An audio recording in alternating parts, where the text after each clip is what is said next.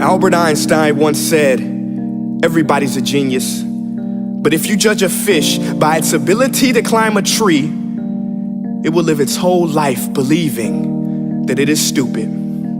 Ladies and gentlemen of the jury, today on trial we have modern day schooling. Glad you could come. Not only does he make fish climb trees, but also makes them climb down and do a 10-mile run. Tell me, school, are you proud of the things you've done? Turning millions of people into robots, do you find that fun? Do you realize how many kids relate to that fish swimming upstream in class, never finding their gifts, thinking they are stupid, believing they are useless?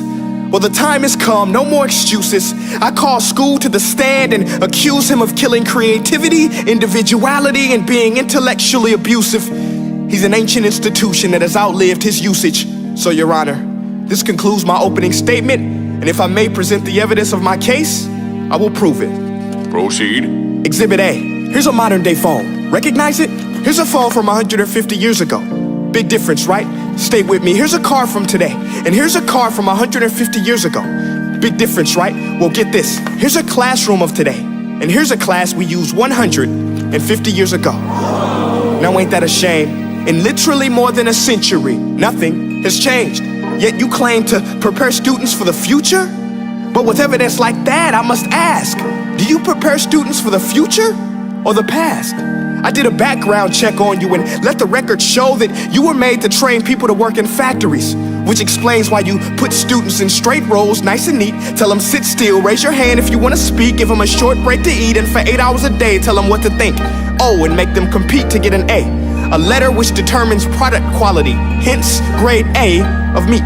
I get it. Back then, times were different. We all have a past. I myself am no Gandhi. But today, we don't need to make robot zombies. The world has progressed. And now we need people who think creatively, innovatively, critically, independently, with the ability to connect. See, every scientist will tell you that no two brains are the same. And every parent with 2 or more children will confirm that claim. So please explain why you treat students like cookie cutter frames or snapback hats, giving them this one-size-fits-all crap. Watch your language. Sorry, Your Honor, but if a doctor prescribed the exact same medicine to all of his patients, the results will be tragic. So many people would get sick, yet when it comes to school, this is exactly what happens, this educational malpractice, where one teacher stands in front of 20 kids, each one having different strengths, different needs, different gifts, different dreams, and you teach the same thing the same way? That's horrific. Ladies and gentlemen, the defendant should not be acquitted. This may be one of the worst criminal offenses ever to be committed. And let's mention the way you treat your employees. Objection. Overruled. I want to hear this. It's a shame. I mean, teachers have the most important job on the planet, yet they're underpaid?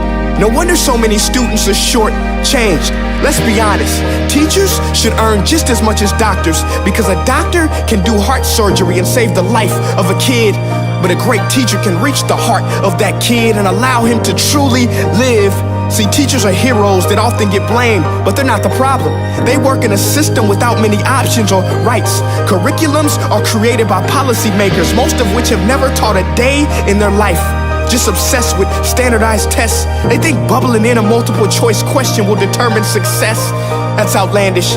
In fact, these tests are too cruel to be used and should be abandoned, but don't take my word for it. Take Frederick J. Kelly, the man who invented standardized testing, who said, and I quote, "These tests are too cruel to be used and should be abandoned." Ladies and gentlemen of the jury, if we continue down this road, the results will be lethal. I don't have much faith in school, but I do have faith in people.